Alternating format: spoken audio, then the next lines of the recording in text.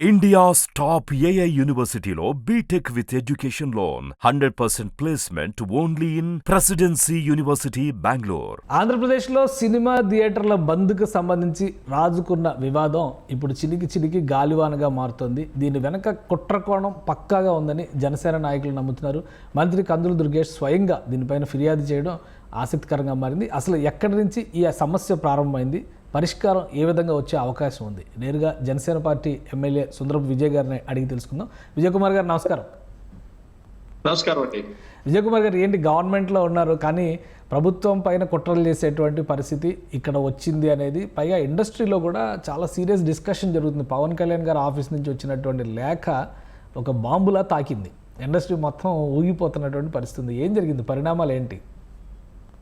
అంటే అలా కాదండి. ఇప్పుడు మేమైతే ఏ ఇండస్ట్రీ అయినా సరే, ఈవెన్ తో మా నాయకుడు అదే ఇండస్ట్రీ బేస్డ్ గా ఉండి అక్కడి నుంచి ఎదిగిన వ్యక్తి. సో ఇండస్ట్రీలోని ఏం జరిగినా కూడా తెలుస్తుందండి, ఫాస్ట్ గానే తెలుస్తుంది. అయితే మా నాయకుడు ఆ ఇండస్ట్రీ అదొక్కటే కాదు, ఏ ఇండస్ట్రీ అయినా బ్రహ్మాండంగా ఉండాలి, బాగా బతకాలి, ఒక వ్యవస్థ బాగా బతకాలనే ఉద్దేశంతో ఉన్నారు. అలాంటిది ఆ ఇండస్ట్రీలోని జరుగుతున్న కొన్ని పరిణామాలు ఆయన దృష్టికి వచ్చిన తర్వాత చూసినప్పుడు, ఆ గతంలో కూడా ఇండస్ట్రీ పెద్దలందరినీ అవమానించడం, ఇండస్ట్రీని కుదేలు చేసే నిర్ణయాలు తీసుకోవడం, కేవలం ఒకటి అరా వ్యక్తుల్ని హైలైట్ చేసుకుంటూ వ్యవస్థని చేసే దిశగా వెళ్ళినప్పుడు ఆయన చాలా గట్టిగా మరి ప్రతిఘటించారు, స్టాండ్ అయ్యారు, అన్ని కూడా ఇబ్బంది పడ్డారు, స్టాండ్ అయ్యారు, అన్ని కూడా ఉన్నాయి. ఇప్పుడు కూడా వచ్చిన తర్వాత చాలా సానుకూలంగానే స్పందించారు, సానుకూలంగా పూర్తిగా సపోర్టివ్ దిశగా వెళ్ళారు. అయినా కూడా when it comes to ఆయన సినిమా వచ్చే టైంకి ఈవెన్ గవర్నమెంట్ ఉన్నా కూడా రకరకాల రావటం అనేది ఒక అది కుట్రకోణంగానే ఇండస్ట్రీలో ఎన్టీ రామారావు గారి తర్వాత ఆ స్థాయికి, డిప్యూటీ సీఎం స్థాయికి ఎదిగిన వ్యక్తి పవన్ కళ్యాణ్ గారు. ఇండస్ట్రీ ఆయనని పిలిచి సన్మానం చేయాలి, ఆయనకి ఒక సత్కారం చేయాలి. గెలిచిన తర్వాత ఈ స్థాయిలో ఉన్నందుకు, అంటే గవర్నమెంట్ ఫామ్ చేసినందుకు ముఖ్యమంత్రిని అభినందించవచ్చు, మర్యాదపూర్వకంగా కలవచ్చు, కానీ ఇండస్ట్రీ వ్యక్తిగా పవన్ కళ్యాణ్ గారికి ఒక ప్రత్యేకమైనటువంటి స్థానం ఉంది. ఎందుకు సినిమా ఇండస్ట్రీ తెలిసి తెలియని తనంతో చేస్తుందా, ఇంటెన్షనల్గానే ఒక డిస్టెన్స్ మెయింటైన్ చేసేటువంటి ప్రయత్నం చేస్తుందా పవన్ కళ్యాణ్ గారితో? ఆయన లేఖ చూస్తే మొత్తం అన్ని అంశాలు ప్రస్తావించారు ఆయన. ఒక అంశం ఇంతవరకు ఎదగాలంటే నిజంగా ఇండస్ట్రీ నుంచి ఇప్పుడు ఏమవుతుందంటే మన కుటుంబం నుంచో మన మన వ్యవస్థ నుంచో ఒక వ్యక్తి ఎదిగినప్పుడు డెఫినెట్ గా ఆ వ్యక్తిని తీసుకొచ్చి గౌరవించుకోవడం అనేది సన్మానం చేసి గుర్తించి గౌరవించుకోవడం అనేది ప్రతి ఎక్కడైనా ఏ చిన్నదైనా ఒక చిన్న ఉన్న వ్యక్తులు కూడా చేస్తారు, అది కామన్. దాని గురించి ఏమి ఎవరు చెప్పాల్సిన పర్లేదు, ఏమి లేదు. అయితే కొన్ని విషయాల్లోని ఇక్కడ కొంత ఇబ్బందులు ఉన్నాయి, అవి మాకు కూడా బాగా తెలుసు, ఎందుకంటే మా బాస్ కూడా అందులో వ్యక్తే కాబట్టి. సో మరి అవి చూసుకుంటే బేసిక్ ఫండమెంటల్స్ కూడా మిస్ అయ్యే పరిస్థితుల్లో ఇండస్ట్రీలో కొంత ఉందనేది అర్థమవుతుంది. సో ఇదంతా కూడా ప్రక్షాళన చేసి ఆ వ్యవస్థని గాడిలో పెట్టి తద్వారా వ్యవస్థల్నే సపోర్ట్ చేసి వ్యవస్థల్ని చేయడం వల్ల అందులో ఉన్న ఇండస్ట్రీలో ఉన్న కామన్ వ్యక్తి కూడా లబ్ధి పొందేటట్టు చేయాల్సిన దిశగా మా నాయకుడు వెళ్ళటం జరుగుతుంది. ఇది బయటికి తేలుతున్న కొన్ని విషయాల్లో, అంటే మీరు ఇప్పుడు ప్రస్తావించిన విషయం అది ఒక బయటికి తేలుతున్న విషయం అంతే. కానీ పవన్ కళ్యాణ్ గారు రాసిన దానిలో ఎక్కువ మంది ప్రేక్షకులు, ముఖ్యంగా సినిమా థియేటర్కి వెళ్ళాలనుకునే ప్రేక్షకులు అందరూ కూడా హ్యాపీగా ఫీల్ అవుతున్నారు. ఆయన రేట్స్ గురించి, పార్కింగ్ ప్రైసెస్ గురించి, అన్నిటి గురించి ప్రస్తావించారు. థియేటర్ల నిర్వహణ, ఆ లెటర్ పార్టీ కార్యాలయం నుంచి వచ్చిందా లేదంటే ఆయన సీఎం ఆయన ఆఫీస్ నుంచి వచ్చిందా అనేది పక్కన పెడితే, రేజ్ చేసినటువంటి అంశాలపైన మాత్రం టోటల్ అటెన్షన్ ఉంది. వాటిపైన యాక్షన్ స్టార్ట్ అయినట్టేనా, గవర్నమెంట్ చర్యలు మొదలు పెడుతుందని అనుకోవచ్చా? సింగిల్ థియేటర్స్ దగ్గర నుంచి మల్టీప్లెక్స్ల వరకు ఆయన దృష్టికి ఆయన అందులో భాగమే, దీంట్లో భాగమే. నార్మల్ గా మీరు చూసారు ఈ 10 నెలలు 11 నెలలు కూడా ఆయన ఏదైతే శాఖలు తీసుకున్నారో ఆ శాఖల మీద పూర్తిగా ఇన్ఫర్మేషన్ తెప్పించుకుని అనేక మందితో కలిసి ఆయన దగ్గరికి వచ్చిన ఇష్యూస్ అన్నిటిని కూడా ఆయన దృష్టికి తీసుకొచ్చి దాని మీద అనేకమైన చర్చలు జరిపి చాలా పెద్ద పెద్ద నిర్ణయాలు కూడా కొన్ని వాటిలో ఆయన శాఖల్లో కూడా తీసుకోవడం జరిగింది. ఇప్పుడు చూడండి, ఏనుగులు వచ్చాయి అందరిని చంపేస్తున్నాయి, అలా ఏదన్నా వైర్ పెట్టేద్దాం, కరెంట్ పెట్టేద్దాం, అది ఇంకొకటో, ఇవన్నీ కూడా మనం అనేకమైన చూసాం. కానీ ఆ ఏనుగుల్ని ఎలా చేయాలి దాని మీద ఆయన దృష్టి పెట్టి కర్ణాటక వెళ్ళి అక్కడ ఆ ఏనుగుల్ని తీసుకొచ్చి అవన్నీ చేశారంటే ఎంత శ్రద్ధగా చేస్తారో ప్రతి విషయం కూడా. అలాగే ఈ వ్యవస్థలో ఏదైతే సినిమా ఫీల్డ్ లో, ఆ సినిమా ఫీల్డ్ లో ఉండే సమస్యలు కానీ, దాని అడ్వాంటేజ్లు కానీ, దాని లోపాలు కానీ, అవి ఎలా ఎక్కడ కరెక్ట్ చేయాలనే దాని మీద పూర్తి అవగాహనతో ఉన్న వ్యక్తి. అందుకనే ఈ రోజు ప్రస్తావించిన ప్రతి ఒక్క అంశము కూడా ప్రతి ఒక్కరు హర్షించదగ్గ అంశాలే. ఆయన ఒక్కసారి ప్రస్తావించారంటే అది ఆయన ఊరుకున్నట్టు కాదు, ఈ రోజు రేస్ చేస్తున్నట్టు కాదు, దాని మీద వర్క్ చేస్తున్నట్టు. ఇది ఈవెన్ ఆయన డైరెక్ట్ గా ఆయన మంత్రి కాకపోయి ఉండొచ్చు, లేదా మా జనసేన ఎమ్మెల్యే దానికి మంత్రి అయి ఉండొచ్చు, లేదా మీకు తెలుసు ఈ జనసేన ఎమ్మెల్యే అవనండి, టీడీపీ ఎమ్మెల్యే అవనండి, బీజేపీ ఎమ్మెల్యే అవనండి, ఎవరైనా సరే ఆయన ఒకే విధంగా ఆయన రెస్పాండ్ అవుతారు, రెస్పెక్ట్ ఇస్తారు, రెస్పాండ్ అవుతారు, ఏదైనా ఉంటే డైరెక్ట్ గా మాట్లాడతారు. ఏదైనా సరే ఆయన ఇప్పుడు ప్రస్తావించిన ప్రస్తావన ఆల్రెడీ వర్కింగ్ స్టేజ్ లో ఉన్నట్టే. డెఫినెట్ గా అందులోంచి బెస్ట్ రిజల్ట్స్ ని బెస్ట్ ఇవి వస్తున్నాయి అనేది ఎక్స్పెక్ట్ చేయొచ్చు. రైట్. ఇది కాకినాడ నుంచి, కాకినాడ కేంద్రంగా, ఈస్ట్ గోదావరి కేంద్రంగా ఇదంతా జరిగింది. అక్కడ 70-80% థియేటర్లను గుప్పెట్లో పెట్టుకుని రాజకీయ కోణం కూడా ఉందంటున్నారు. ఎందుకంటే అక్కడ మాజీ ఎమ్మెల్యే ద్వారంపూడి చంద్రశేఖర్ రెడ్డి గారు ఈ జనసేన పార్టీ వర్సెస్ ద్వారంపూడి, ఇది ఎప్పుడు జరుగుతూనే ఉంటుంది.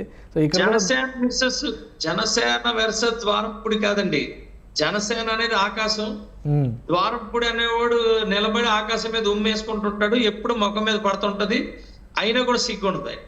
కానీ ఆయన ఇన్వాల్వ్మెంట్ ఉంది థియేటర్ని కంట్రోల్ చేయడంలో. ఆయన ఉన్నాదా లేదా అనేది నాకు అయితే తెలియదు, కానీ ఉంటది, డెఫినెట్ గా ఉంటది. ఎందుకంటే ఎంతసేపు ఆకాశం మీద ఉమ్మేయడానికి ట్రై చేస్తా ఉంటాడు, అది ఆయన నెత్తి కృత్యం. ఆయనకి ఎన్నిసార్లు ఇచ్చేసినా కూడా ఆయనకి సిగ్గుండదు, డెఫినెట్ గా ఉంటది. ఒకవేళ లేకపోయినా ఉంటదని నేనైతే నాది పర్సనల్ గా తీసుకుంటా, ఒకవేళ లేకపోయినా ఉన్నదని ట్రీట్ చేసుకోవచ్చు. ఎందుకంటే ఆయనకు ఇంకో పని ఉండదు, ఇదే పని. ఇంకొకటి, ఆ నలుగురు ఇండస్ట్రీలో వేరే ఏ సమస్యలు వచ్చినా ఆ నలుగురు గురించి మాట్లాడేవాళ్ళు. ఇప్పుడు ఈ సమస్యలో కూడా ఆ నలుగురు ఉన్నారనేటువంటి చర్చ. ఏంటి దీనిపైన కందుల దుర్గేష్ గారు డైరెక్ట్గా హోంశాఖ సెక్రటరీతోనే మాట్లాడారు, దీనిపైన ఎంక్వైరీ జరగాల్సిందే అని చెప్పని. ఆ నలుగురు పాత్ర ఏంటి? ఇంత గట్టిగా జనసేన నాయకులు కానీ మంత్రులు కానీ చెప్పడానికి రీజన్ ఏంటి? ఇండస్ట్రీ అంటే ఆ ముగ్గురు, ఆ నలుగురు, ఆ ఐదుగురు కాదండి. మేము చాలా క్లారిటీగా లెటర్లో కూడా ఉన్న, బయటకు కూడా మా బాస్ ఎప్పుడు మాట్లాడుతూ ఉంటారు. ఇండస్ట్రీ అంటే ఒక సమూహం. ఆ సమూహాన్ని ఒకరో ఇద్దరు ముగ్గురు నలుగురు చేతుల్లో పెట్టుకునే వ్యవస్థల్ని మేమేమి ప్రోత్సహించాం. అందుకే అన్నాం, ఎవరో ఒక వ్యక్తిగతంగా ఒక్కలే వస్తే మేము ఈసారి నుంచి కన్సిడర్ చెయ్యం.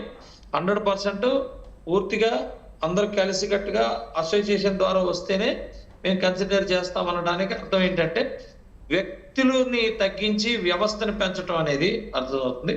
దీంట్లో అందరికీ తెలిసిన విషయమే, డెఫినెట్ గా ఆధిపత్య పోర్లని, ఆధిపత్యం అనేది ఆధిపత్యం కూడా గుత్తాధిపత్యానికి ఆస్కారం లేకుండా వ్యవస్థల్ని తయారు చేయడం, వ్యవస్థల్ని పెంచడం అనేదే మా అభిమతం, మా కూటమి ప్రభుత్వం ఒక టార్గెట్ అండి, అందులో డౌటే లేదు. ఒకవేళ ఏమైనా ఆ నలుగురు, ఆ ముగ్గురు, ఆ ఇద్దరు, డెఫినెట్ గా వాళ్ళకు ముందు నుంచి తెలుసు మా నాయకుడు ఒక ఇదేంటనేది. ఎవరికి భయపడే ప్రసక్తే లేదు. మేము ఎంత టోల్ అయినా సరే, ఎక్కడ వరకు వెళ్ళినా సరే, ఒక్కసారి ఆయన నమ్మిన సిద్ధాంతం క్లియర్. ఇది మీరు ఎక్కడన్నా డిబేట్ పెట్టుకోండి, వ్యవస్థల్ని పెంచుతున్నాం అంటున్నా. గతంలో జగన్మోహన్ రెడ్డి ఉన్నప్పుడు ఒక వ్యక్తిని, వ్యవస్థల్ని నాశనం చేసి ఒక వ్యక్తిని ఇద్దరు వ్యక్తులతో ములాఖాతులు చేసుకొని షేర్లు తీసుకొని అక్కడతో అలాగా చేసుకునేవారు. కానీ ఇప్పుడు అలా కాదు. ఈవెందో సొంత వ్యక్తులున్నా, బయట వ్యక్తులున్నా, అందరూ కూడా ఎవరైనా సరే వ్యక్తి కన్నా వ్యవస్థ పెద్దది, వ్యవస్థ ఇంపార్టెంట్ అని నమ్మే వ్యక్తి మా పవన్ కళ్యాణ్ గారు. సో 100% వ్యవస్థల్ని బలోపేతం చేసేటప్పుడు ఆ వ్యక్తులు ఎవరన్నా ఉంటే మాత్రం డెఫినెట్ గా వాళ్ళకి ఇబ్బంది కలుగుతుంది. కానీ ఒకటి, ఇప్పుడు సోషల్ మీడియాలో వస్తున్న డిస్కషన్ కూడా ఏంటంటే, అప్పుడేమో గవర్నమెంట్ టికెట్ల విషయంలో ఎలా ఇన్వాల్వ్ అయ్యిద్దని పవన్ కళ్యాణ్ గారు ప్రశ్నించారు. ఇప్పుడేమో ఇండస్ట్రీని చెప్పు చేతుల్లో పెట్టుకునేటువంటి ప్రయత్నం చేస్తున్నారు అధికారం వచ్చిన తర్వాత అని విమర్శలు, ట్రోల్స్ నడుస్తున్నాయి. ఏం చెప్తారు దీనికి? డబుల్ స్టాండర్డ్స్ లేదా డ్యూయల్ వర్డ్స్, రెండు రకాల మాటలు మాట్లాడుతున్నారు. పనికి మాలిన పేరు నాని ఉంటాడు కదండి, పనికి మాలిన పేరు నాని ఆడేదో మాట్లాడుతుంటాడు యూస్లెస్ పిల్ల, ఆడితో మాట్లాడడానికి కాదు. కానీ నేనేమంటానంటే ఇండస్ట్రీని గ్రిప్ లో పెట్టుకోవడం కాదండి, ఇండస్ట్రీని దోచుకుంటే దాన్ని అడ్డంకి వేయడం, దోచుకోకుండా అడ్డంకి వేసి ఇండస్ట్రీని ప్రొటెక్ట్ చేయడం అనే దాని మీదే మేము దృష్టి పెట్టాం. కానీ ఇండస్ట్రీని గ్రిప్ లో పెట్టుకోవాల్సిన అవసరం లేదు. మీరే ఇప్పుడు అన్నారు ఇండస్ట్రీని ఆ నలుగురు గ్రిప్ లో పెట్టుకున్నారా? మరి డెఫినెట్ గా ఎవడో ఒకడో ఇద్దరు ముగ్గురు ఉంటే డెఫినెట్ గా మేము 100% వాళ్ళ చెర నుంచి విడిపించాలి కదా ఇండస్ట్రీని. సో ఫర్దర్గా ఏంటి మరి? ఇండస్ట్రీ వైపు నుంచి రిప్రజెంటేషన్ వస్తుందా? ప్రభుత్వం వైపు నుంచి చాలా నియామకాలు చేయాల్సినవి కూడా ఉన్నాయి. నంది అవార్డ్స్ నవంబర్లో ఇస్తామన్నారు, ఎఫ్డీసీకి చైర్మన్ వేయలేదు. ఇంకా ఈ రెండింటి మధ్య ఒక సయోధ్య అనేది ఇంకా క్లారిటీ రాలేదు. ఇప్పుడు ఈ లోపు ఇది ఒక తుఫాన్లా స్టార్ట్ అయింది. ఎవ్రీథింగ్ ఫాలోస్, అంతేనా? ఎవ్రీథింగ్ ఫాలోస్, అప్రాపరేట్ టైంలోని అన్ని జరుగుతాయండి. అది ఎందుకంటే మా నాయకుడు చంద్రబాబు నాయుడు గారు అత్యంత ఎక్స్పీరియన్స్ ఉన్న వ్యక్తి, చిత్తశుద్ధి ఉన్న వ్యక్తి. ఆయనతో పాటు మా పవన్ కళ్యాణ్ గారు డెఫినెట్ గా అప్రాపరేట్ టైంలో బయటికి మరి అనౌన్స్మెంట్లు అవుతాయి ఒకటిగా. డెఫినెట్ గా అన్ని కూడా ప్రాపర్ గా అవుతాయి. రైట్. థ్యాంక్ యూ సుందర విజయ్ గారు, మీ అభిప్రాయం తెలియజేసినందుకు. ఇది ఆంధ్రప్రదేశ్లో థియేటర్లకు సంబంధించి రాజుకున్నటువంటి వ్యవహారాల వెనక రాజకీయ కోణాలు కూడా ఉన్నాయి. దానికి కొన్ని ఆధారాలు కూడా ఉండబట్టే జనసేన నాయకులు, మంత్రి కందులు దుర్గేష్ నేరుగా హోమ్ సెక్రటరీతో మాట్లాడారు. ఖచ్చితంగా కఠిన చర్యలు తీసుకుంటారు. ఇండస్ట్రీని కంట్రోల్లో పెట్టుకోవాలనుకునే వాళ్ళపైన చర్యలు తీసుకోవడానికి ప్రభుత్వం తగిన ప్రణాళికతోనే ముందుకు అడుగు వేస్తుంది. పవన్ కళ్యాణ్ గారికి కార్యాలయం రిలీజ్ చేసినటువంటి లేఖలో ప్రేక్షకులని కేంద్రంగా చేసుకునే అనేక అంశాలను ప్రస్తావించారు. కాబట్టి వాటి అన్నిటికీ పరిష్కారాలు ఇస్తారని సుందర విజయ్ కుమార్ గారు అంటున్నారు. ఇది స్పెషల్ డిస్కషన్. Keep watching.